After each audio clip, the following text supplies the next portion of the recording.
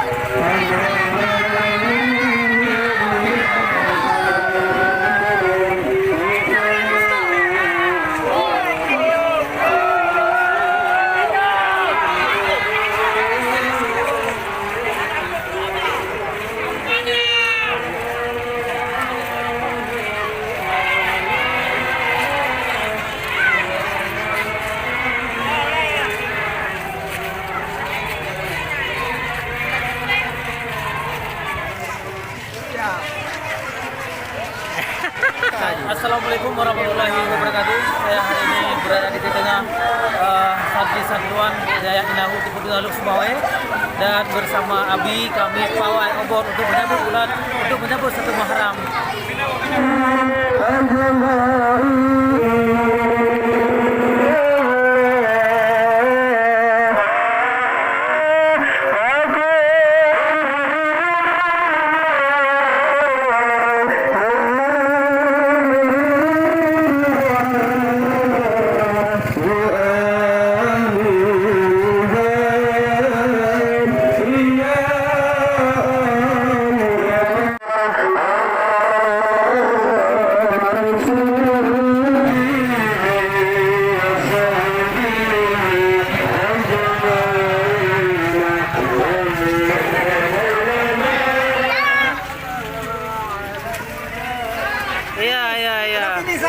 Finish.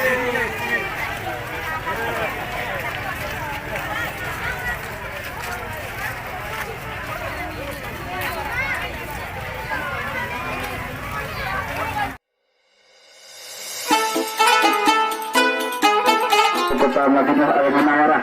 Maka kamu, walaupun kamu ya Allah hanya merasakan begitu pedih, begitu susah, begitu payah Nabi tidak hijrah.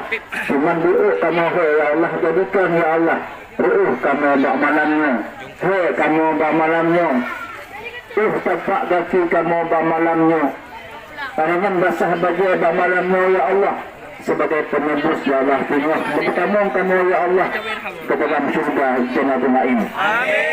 Bertemu kamu ya Allah, kamu bersama Rasulullah SAW ya Allah.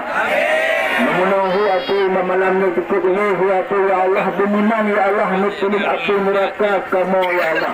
Ya Allah, dengan sebab kamu menjak malam ya Allah, juga ya Allah sebagai amal-amal yang baik sehingga dia maaf ya Allah. Rabbana min azwajina min zurriyatina qurratan a'yun. Rabbana atina fid dunya hasanah wa fil akhirati hasanah wa qina adzabannar. Sallallahu ala sayyidina Muhammadin wa ala alihi wasahbu wa barik wa sallim.